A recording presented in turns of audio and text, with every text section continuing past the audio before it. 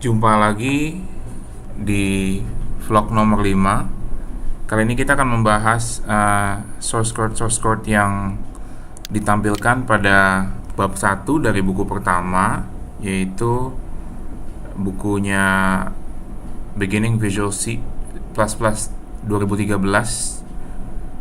Nah, silahkan buka Visual Studio Anda, lalu nanti di sini kita bisa new project gitu ya. Ayo kita ke codingan pertama dulu ya, yaitu codingan pertama kita adalah tadi kalau nggak salah yang hello world ya. Hello world itu sebentar, hello world itu ada di bagian sini sebentar ya. Nah ini dia itu ada di example EX1 underscore 01. Berarti saya asumsi nama projectnya adalah EX1 underscore 01.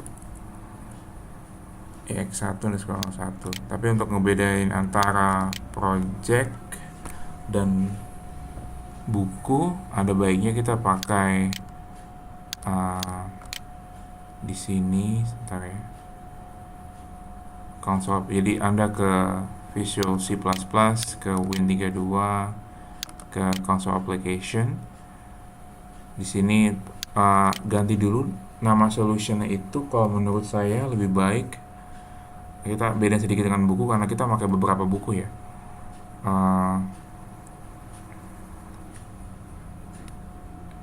Kita kasih aja di sini nama solutionnya adalah beginning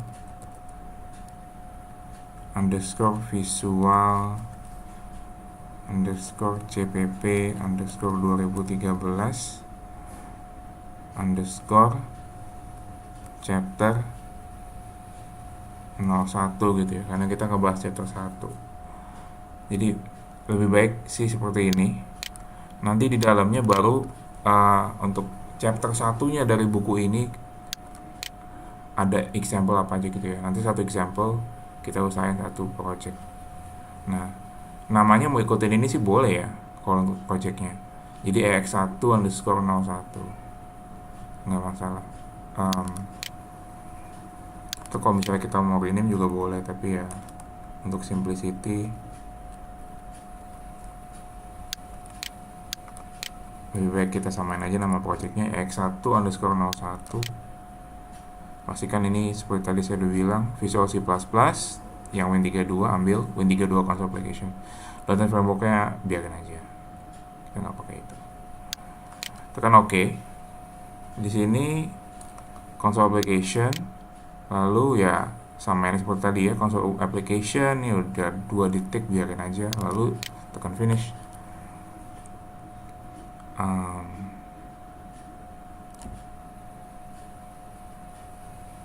Ya, dia agak lama sebentar ya. Ya, kalau udah selesai dia akan masuk seperti ini. Di sini ada 2 baris komentar. Ini line number sudah diaktifkan. Kalau mau mengaktifkan line number itu di dalam option itu ada namanya sebentar ya, saya lupa, text editor kalau nggak salah ya. Di C++ aktifkan ini line number. Begitu juga nanti kalau Anda mau main bahasa pemrograman lain, tinggal masuk ke yang Anda suka, lalu aktifkan line numbersnya. Di sini saya sudah centang, lalu nanti tinggal ditekan OK aja ya, supaya bisa munculkan line number seperti ini. Kalau nggak nanti bingung line apa lagi di baris keberapa gitu ya. Nah, kalau kita samain seperti yang di kontainer tadi di sini, kan udah ada template itu ya. Apakah ada perubahan lagi kah? Sebentar. Tampaknya dia pakai yang bawaan ini. Nah, itu kan sama ya, seperti ini. Jadi ada integer main. Nah, ini lebih simpel daripada yang tadi. Kalau yang di sini kan dia ada itu tuh, ada dua hal lah gitu ya. Ada 2 parameter. Ada integer argc dan array of underscore tchar namanya argv gitu ya. Argumennya apa aja. Ini si argc ini ya ada berapa gitu argumennya. Argument count, argument factor ya, array of arguments. Tapi di sini kan kalau misalnya begini ya sama, kalau tadi seperti dibilang tekan F7 buat build ya kalau nggak salah. Oh di sini beda, di buildnya pakai Ctrl Shift B atau ya tekan ini aja. Lalu kalau kita mau masuk ke dalam hasil buildnya nanti kalau udah selesai gitu ya, tinggal diklik kanan di sini, open folder in Explorer, di bagian debug tadi kan, cari executable-nya, yaitu ada di sebelah sini. Nah ini kalau di running, kalau kita buka pakai apa namanya, prompt gitu ya.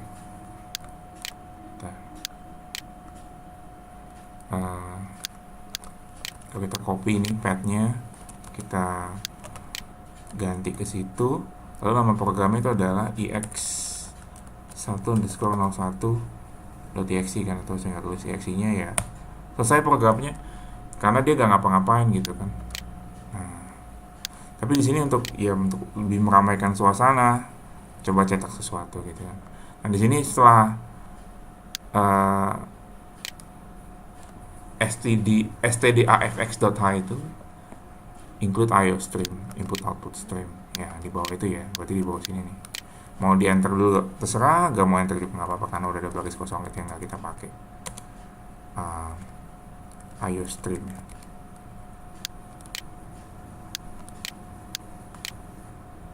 Seperti itu. Bedanya adalah dia itu pakai kutip ganda di sini dan ada .h-nya, yang sedangkan yang ini ya pakai kurung tajam ini ya, kurung siku. Ini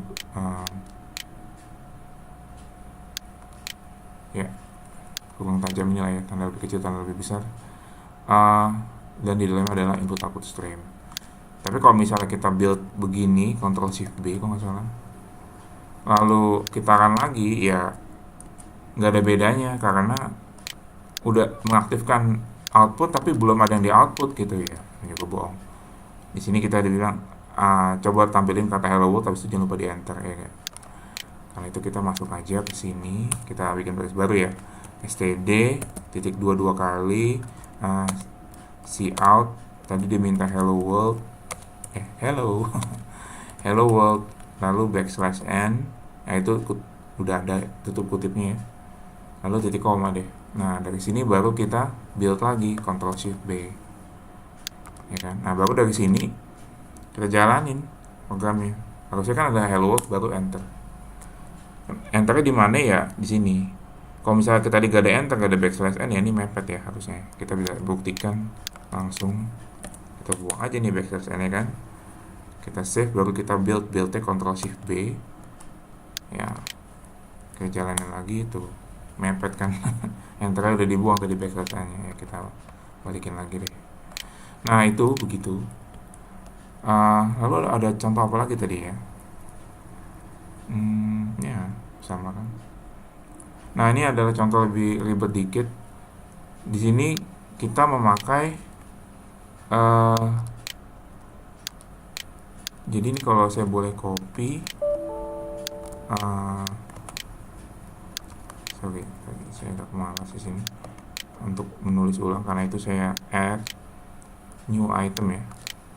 Kita akan add new item di sini, kita akan pakai file cpp baru, tapi namanya bukan 01 di sini tapi x1_02, itu membedakan dengan file yang udah ada ya. Nah kontennya seperti apa ya, sama kayak seperti yang tadi sih, jadi tinggal include std_afx.h, lalu di bawahnya ada include IO stream ya kalau nggak salah, dan nggak pakai apa namanya ya, ini IntelliSense ya, seperti tadi yang udah dibahas di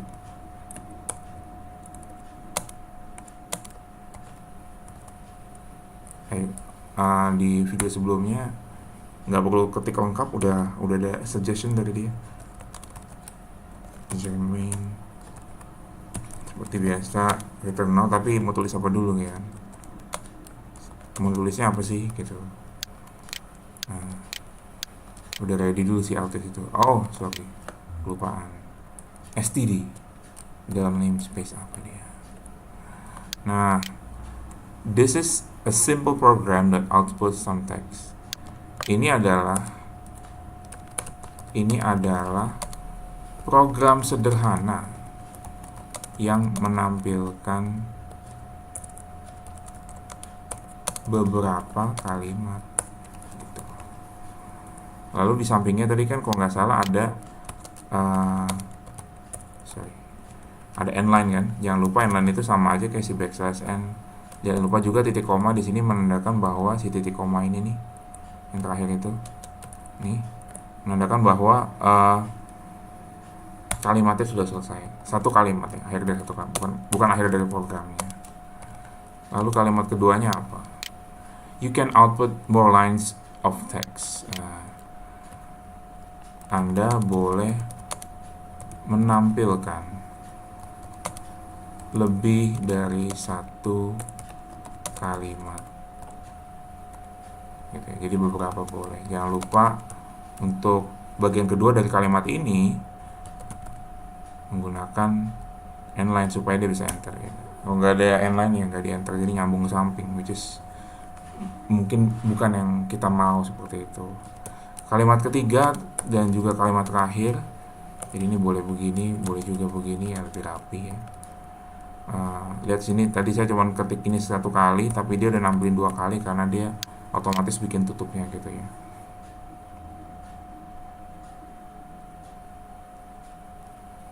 You can output more lines of text just by repeating the output statement like this. Dengan menggunakan directive output, which is cout gitu ya maksudnya, cout itu seperti ini gitu.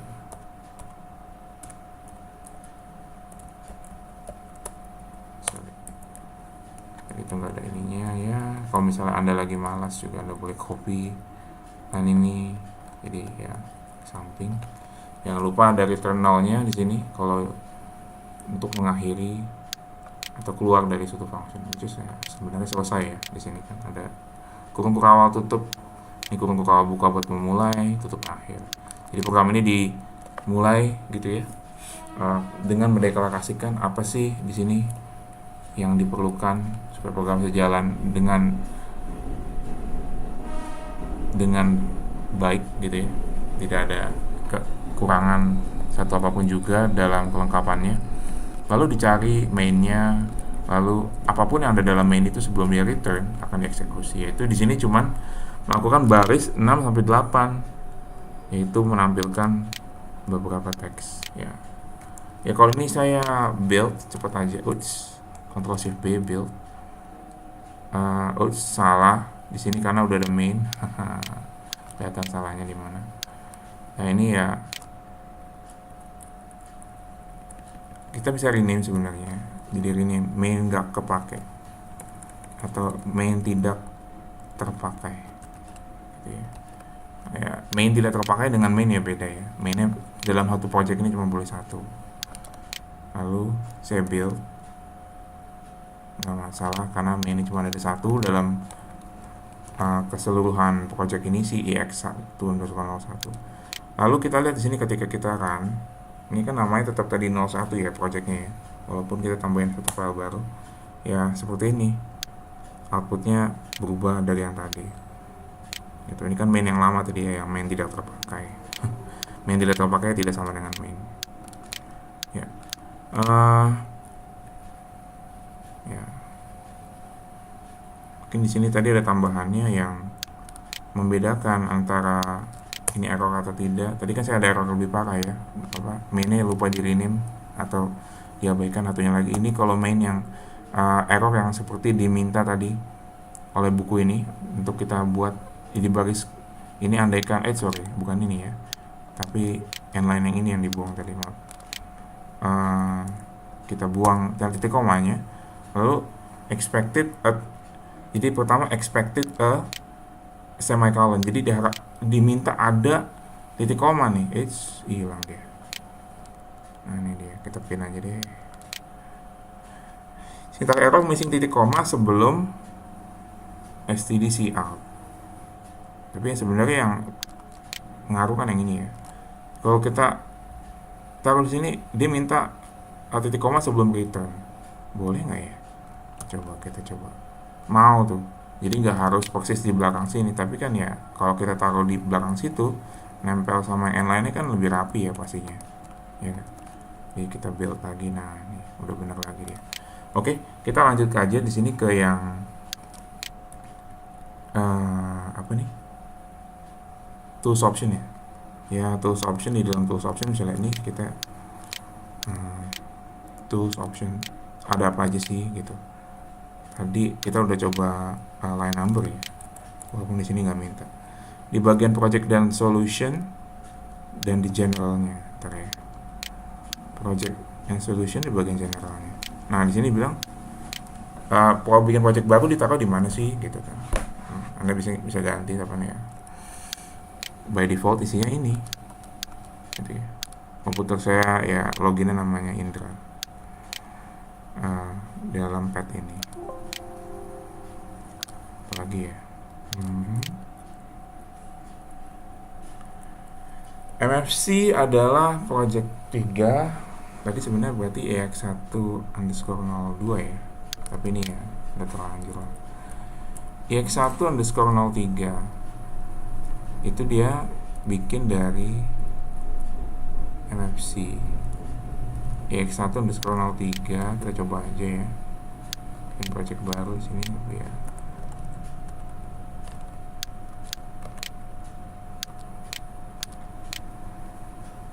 MFC application _03 next.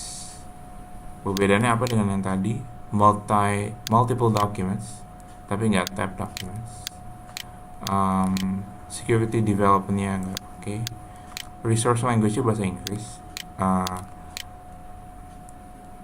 Visual style color-nya Windows native or default. Ya, pakai share TLL. Next. Di situ apa ya?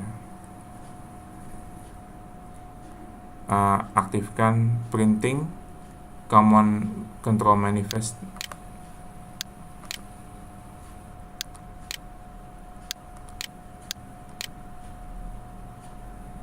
Aktifkan dengan pakai common control manifest. Lalu di sebelah kanan itu pun tidak dipakai semua. Jadi hanya printing common control manifest. Di sini number of files in recent file list 4. Di sini ada automation, semuanya ini nggak dipakai ya. Ada lagi kah? Kayaknya enggak ya, langsung finish aja mungkin. Ya. Jangan lupa karena kita tadi udah bikin project sebelumnya yaitu 01 ya, EX1_01. Tapi sekarang kita bikin ini, tapi yang nyala masih yang ini nih. Lihat itu kayak di bold kan. Nah, di bold berarti ini eksekusi yang itu. Kita cuma bisa pilih satu dalam satu solution. Karena itu kita harus klik kanan di sini set a starter project, berarti yang kita eksekusi yang ini bukan yang itu gitu ya. Kita lagi nggak kepengen buka yang satu lagi. Nah, udah begini. Ada modifikasi apa? Oh enggak, di build aja lalu di run dengan Ctrl F5. Di build itu ya, tadi apa namanya? Ctrl Shift B. Lalu ya kalau kita lihat di sini di dalam ini yang tadi ya. Ini sama ya berarti. EX13.exe berarti ya. Di sini EX1_3.exe 03. Kalau kita run, wah ini dia. Dari command line dong padahal tadi itu ya. Bisa membuat aplikasi GUI seperti ini. Cuman dengan centang-centang. Ya, ini ya fasilitas printnya. Kita iseng aja kita print di sini. Mau print to PDF, fax atau jadi XPS ya sesuai komputer Anda tentunya ya. Saya tutup aja nih. Eksperimennya sudah selesai ya. Kesimpulan. Oke, dalam bab ini Anda sudah melihat mekanisme dasar dari menggunakan Visual C++ gitu ya untuk membuat aplikasi-aplikasi. Anda telah membuat dan mengeksekusi program yang pada konsol yaitu pada DOS dan menggunakan help dari wizard atau step by step tadi next itu untuk membuat aplikasi yang berbasis MFC. Anda harusnya sudah bisa menggunakan untuk membuat seperti tadi, seenggaknya dengan nggak grogi lagi lah gitu ya. Udah tahu step by stepnya, kliknya mana aja. Mulai pada bab selanjutnya, semua contoh tentang bagian-bagian dalam bahasa C++ akan menggunakan Win32 gitu ya, seperti saya bilang tadi di awal video atau video sebelumnya mungkin. Nanti akan ke MFC lagi setelah selesai dengan basic C++. Jadi dasar-dasar C++ itu memang sebaiknya diajarkan melalui konsol gitu ya, layar DOS tadi itu, atau bash di Linux. Demikian untuk kali ini. Nanti kita akan ketemu lagi dengan membahas buku kedua ya, bab satunya, yang beginning C++ second edition itu, tapi yang dari terbitan Apress gitu ya, si Apress. Oke, sampai jumpa di video selanjutnya. Terima kasih sudah menonton.